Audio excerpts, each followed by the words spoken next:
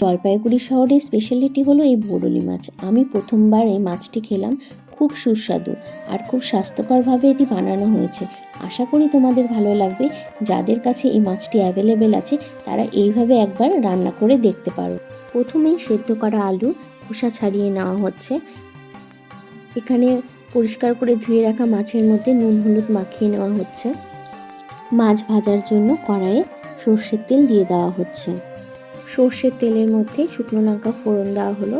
শুকনো লঙ্কাটা একটু লাল হতেই মাছগুলো ছেড়ে দিয়ে ভেজে নিতে হবে। মাছ ভাজার সময় তেলের উপরে শুকনো লঙ্কা ফোড়ন দিলে কড়াইয়ে মাছ কিন্তু কখনোই আটকায় না। তো তোমরা এই টিপসটা ফলো করে দেখো। মাছ ভাজার পরে এখানে মাসকলাই ডালের বড়ি ভেজে নেওয়া হচ্ছে। বড়িগুলোকে সামান্য লাল করে ভেজে নিতে হবে। এবার বড়িগুলোকে তুলে নেওয়া হচ্ছে। প্রথমেই বলেছি খুব স্বাস্থ্যকরভাবে রান্নাটি তৈরি করা হয়েছে। খুব সামান্য তেলে এখানে কাঁচা লঙ্কা আর মৌরি ফোড়ন দেওয়া হলো, দিয়ে একটু ভেজে নিতে হবে। এরপরে দিয়ে দেওয়া হলো সজনে ডাঁটা, তারপরে দেওয়া হলো সেদ্ধ করা আলুটাকে একটু ভেঙে দেওয়া হয়েছে। দিয়ে দেওয়া হলো সামান্য হলুদ আর লবণ। তারপরে একটু ভাজা ভাজা করে নিতে হবে। সবজিটা একটু ভাজা হতেই দিয়ে দেওয়া হচ্ছে কেটে রাখা টমেটো।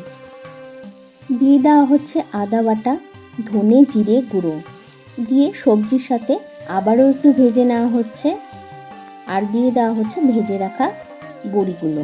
এবার সবজির সাথে মশলা আর বড়ি সব একসাথে ভেজে নিতে হবে।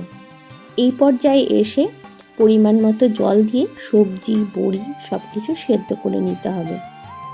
ঝোল ফুটে উঠলেই চেক করে নিতে হবে সবজি সেদ্ধ হয়েছে কিনা। সবজি সেদ্ধ হয়ে গেলে তার মধ্যে দিয়ে দিতে হবে মাছ। ঢাকনা খুলেই চেক করে নিতে হবে মাছ বড়ি সব সেদ্ধ হয়েছে কিনা। সেদ্ধ হয়ে গেলেই নামিয়ে নিতে হবে।